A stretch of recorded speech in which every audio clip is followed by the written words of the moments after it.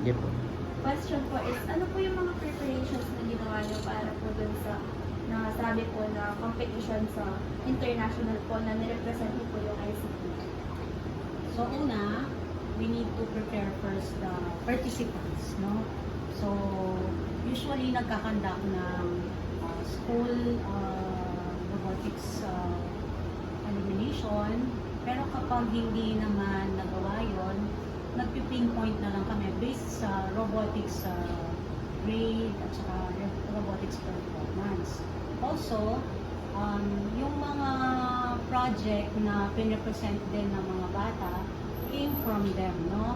Capstone project nila yon. So, kaya kung maganda yung project nila at possible na i-present yun sa international scene, so yun yung pinipili natin, no? So, syempre dapat yung participants pasok dun sa FIRA requirements. Dapat under 19 at saka under 14, dalawa kasing category yun, no? And then, after preparing the participants, we prepare also the logistics. Madami yan, no? So, una, kailangan may budget.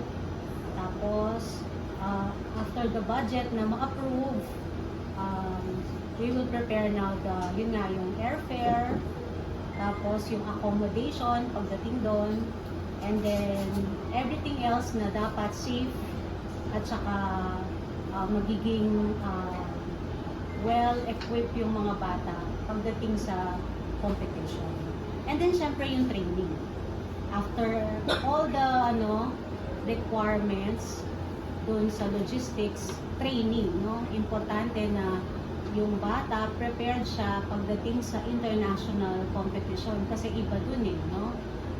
Unang-una, it's all English, so dapat ma-present ng bata yung project at the same time makapag-communicate siya, well-versed siya sa English kasi yun talaga yung yung medium of communication.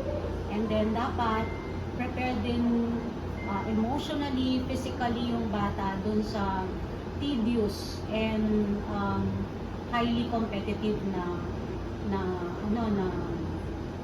environment, no? Dapat hindi siya yung kinakabahan, dapat hindi siya physically, dapat kaya niya yung yung kumbaga grace under pressure. So iba kasi doon eh, no? Pagdating sa competition doon, wala kami. We are banned sa arena. So sila lang talaga. So they have to be well-equipped. Pag merong problem, dapat alam nilang i-provide yung solution.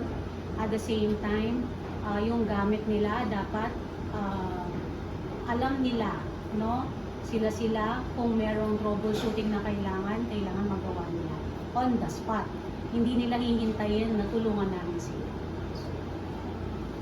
Thank Thank you po.